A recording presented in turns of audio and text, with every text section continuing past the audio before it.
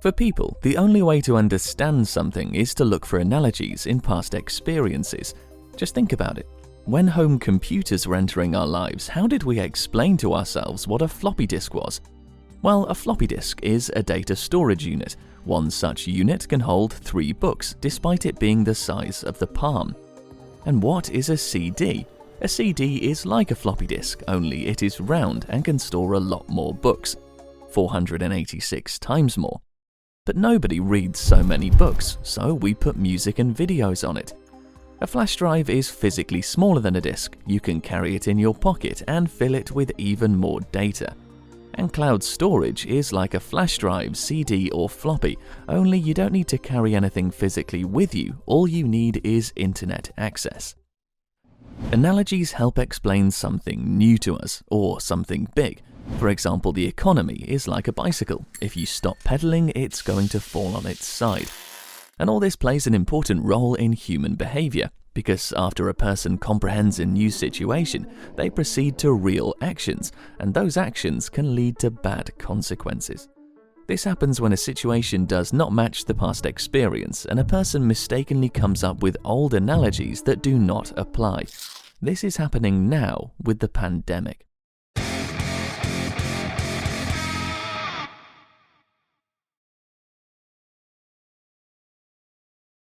In this video, we're going to analyze the most common analogies that pop up in your head when trying to describe the current situation. These include comparing it with the flu, a natural disaster, war, and other diseases such as heart disease. Watch the video to the end and you will enter a state of pleasant and somewhat frightening euphoria.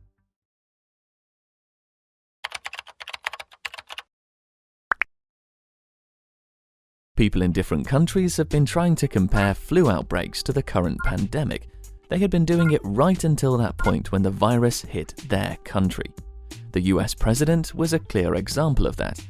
On March the 9th, Donald Trump made an analogy with the flu in a tweet, saying, "Last year 37,000 Americans died from common flu, so don't sweat it." And if it comes from the head of a developed country, should we be surprised when similar opinions are voiced by the media or bloggers, especially those who haven't done prior research? The flu analogy doesn't work simply because corona has a much higher mortality rate. According to the World Health Organization, at the moment it is 3.4%, while the flu's rate is significantly lower, around 1%. And the mortality rate of the H1N1 swine flu pandemic in 2009 was 0.02%. We have a vaccine for the flu virus, albeit not an ideal one.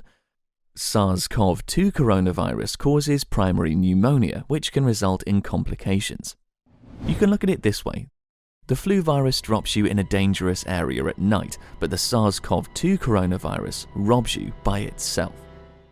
The flu analogy confused many people. They started to put forward the wrong propositions, such as, "I don't understand how our hospitals can cope with hundreds of thousands of cases of flu each year, but several thousand of COVID-19 patients overload the system. I think this is all just a hype." I mean, you could say in a similar vein, "I don't understand how can McDonald's that sells 2 billion hamburgers a year stall if I order just 5 million Big Macs at McAuto?"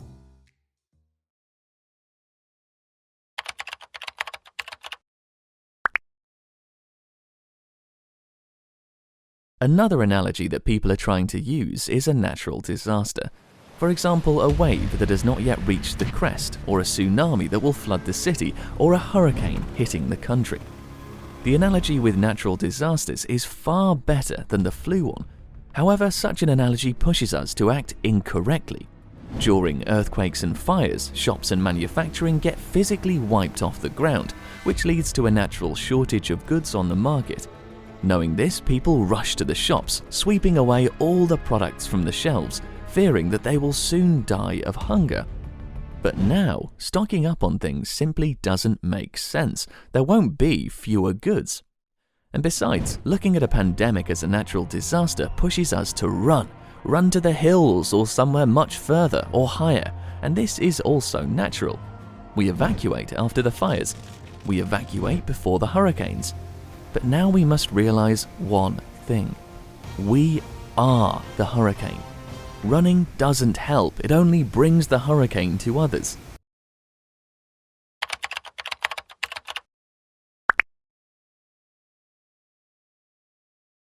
World leaders compare the current state of events with being at war. Donald Trump called himself the president of wartime. Vladimir Putin compared the virus to the attacks on the Pechenegs, and you could find a ton of similar examples in the media and on television. The military analogy looks compelling, and in many ways it fits the current state of affairs, but once again there are hidden caveats. Perceiving the current situation as war makes people more nationalistic and xenophobic. Driven by these feelings, people increase their trust in their national leader and become more willing to sacrifice their civil rights. A sense of war could transfer society into a realm of emotions where reason is hardly used. This emotional way of looking at the situation makes us believe that we can overcome it only by rallying around a state, religion, specific person, or something else. As a result, populist governments become stronger, while their leaders are trying to build a cult of personality around themselves.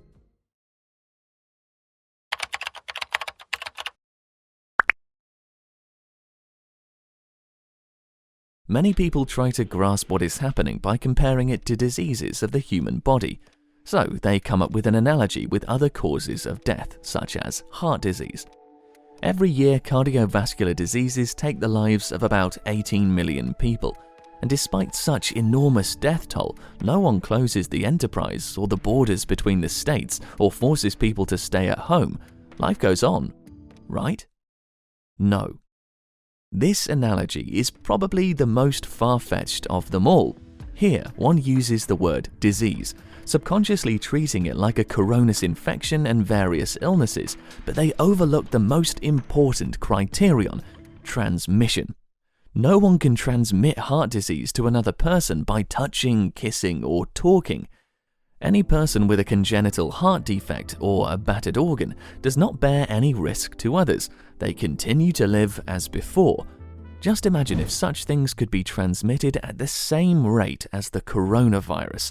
2, 5, 13, 31, 78, 195, 488 infected, and that's only in 1 week. Wouldn't people be thinking about this issue? Even if it worked like that, then every person would be equipped with a device for real-time online monitoring of their heart condition, and at the first signs of deterioration, they would be treated or isolated. It sounds a bit like a Black Mirror episode, but it seems to me that we are headed that way. However, that's another story that deserves a video of its own. The same applies to analogies with death in traffic accidents. If cars were transmitting spoiled algorithms via Wi-Fi that increase the chance of a collision, well, you get the point.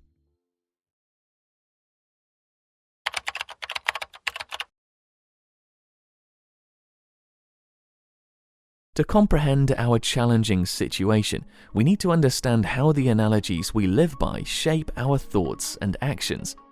And the first thing we must learn is that there are no analogies in the past. This is not just a pandemic. There were more terrible epidemics that mowed down half of the population, but back then humanity didn't have real means to combat the disease. People couldn't move around so fast, and most of them didn't travel.